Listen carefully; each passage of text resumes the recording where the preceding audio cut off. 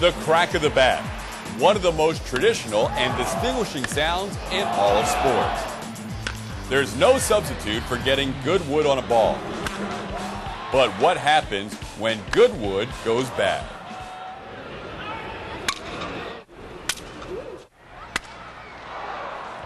Some might point toward the growing trend of the maple bat. In recent years, there's been a swing toward maple bats from the traditional ash. A little over half of major leaguers today use the up-and-coming timber. The ball just jumps differently off the maple bats. I started using maple probably my second year. We like the maple bats because the ball travels farther. I personally like them. Mostly, I use maple bats. I love the way they feel. They feel hard. They look harder. And the ball comes off the bat. That's a different feel also.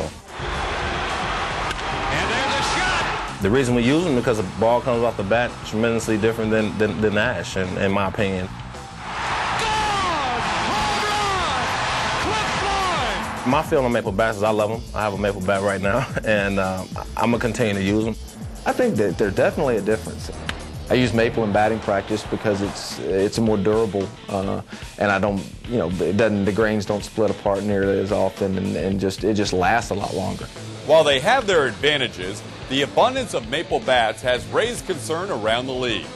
Advocates against the bats say the rate and the way they are breaking are a hazard to the players and the fans.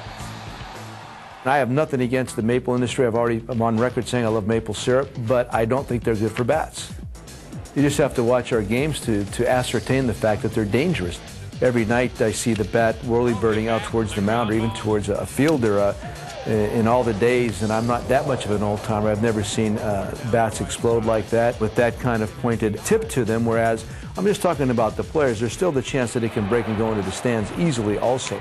My biggest fear is when they go into the stands where people aren't paying attention like the people who are on the field are. It's extremely dangerous, I think. It's almost a miracle so far that no one's been hurt more seriously than they have. I've talked to Joe and I've talked to a bunch of people and I said somebody's really going to get hurt one day. Those bats break and they go all different directions. It's weird to see. Every game you'll see 3 or 4 just get shattered right at the handle. It sounds funny too when they break. It's really loud, like they hit it solid, but you see the end flipping. I've squared a ball up right on the barrel, and the bat just seems to break. I just don't really understand why they explode like that. More often than not, when it does break, it's going to go into pieces or a large chunk of it come off somewhere. These bats are breaking, hitting them on the barrel and going to the outfield. And that's probably what's causing the controversy. I broke a few going, wow. A barrel shouldn't have went that far. The players like the maple, so I think they're going to stick around for a while. What I would like to see is the elimination of some of these, deadly projectiles flying around the field. And if that means doing away with the maple bat, I don't think it's probably that extreme. I think there's been enough evidence suggesting that you have to do something about this.